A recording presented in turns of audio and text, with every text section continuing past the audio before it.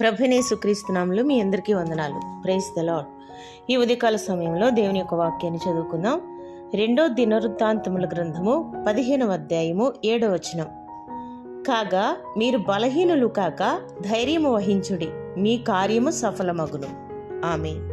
ఒక్కొక్కసారి మన ప్రయాసకు ఫలం కనిపించినప్పుడు, వ్యతిరేక పరిస్థితులు ఎదురైనప్పుడు అలసట చెందటం, బలహీనపడటం సహజం. అయితే ఆషారాజు కాలంలో దేవుని ప్రవక్త అయిన అజర్యా దేవుడు అందించినటువంటి ఆ సందేశం మనకు ఎంతో ప్రోత్సాహాన్ని ఇస్తుంది కదా. మనం దేవుని చిత్తానుసారం సాగిపోతున్నప్పుడు మన చేతులు సడలిపోకుండా ధైర్యం వహించటమే ఈ విజయానికి మూలం.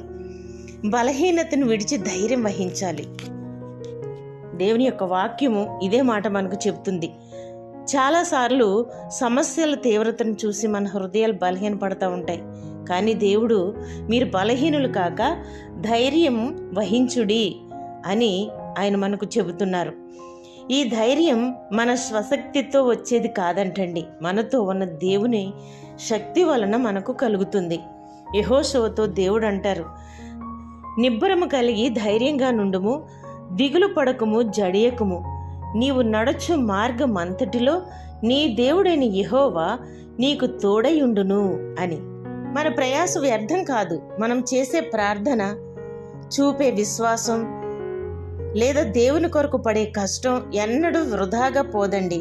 లోకంలో మనం చేసే పనులకు ఒక్కోసారి గుర్తింపు రాకపోవచ్చు, కానీ దేవుని దృష్టిలో ప్రతి చిన్న కార్యానికి ప్రతిఫలం ఉంటుంది.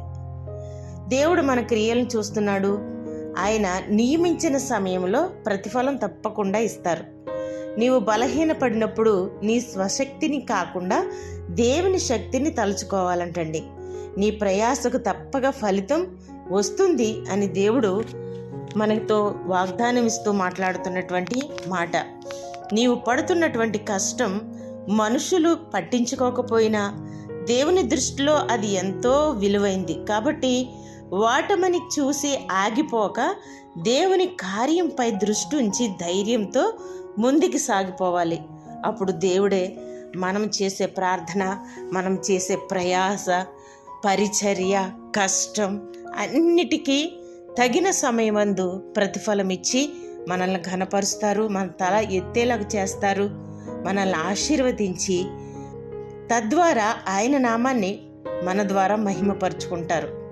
మరి అటువంటి ధైర్యం కలిగి మనం ఉందాం.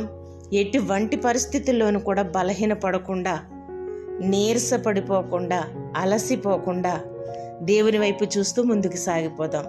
అటువంటి కృప దేవుడు మనందరికీ అనుగ్రహించునుగాక. ప్రార్థన. మహాపరిశుద్ధుడైన మా ప్రియ పరలోకపు తండ్రి, నీ పవిత్రమైన పుణ్యపాదాలకు స్తోత్రాలు. మేము బలహీనపడకుండా నీ శక్తితో మమ్మల్ని నింపి ధైర్యం కలిగి మేము ముందుకు సాగిపోయే కృప మాకు దయచేయండి.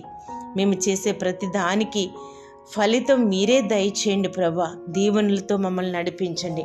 ప్రార్థనలలో ఏకీభవించిన మా ప్రియులందరినీ కూడా ఆశీర్వదించి దీవించండి. ఈ దినపు ఆశీర్వాదాలు ప్రతి ఒక్కరిపైన కుమ్మరించి మహిమ, ఘనత, ప్రభావాలు మీరు మాత్రమే పొందుకోవాలని నజరుడైన యేసు పరిశుద్ధ నామములో ప్రార్థించి వేడుచున్నాం ప్రియ పరలోకపు తండ్రి.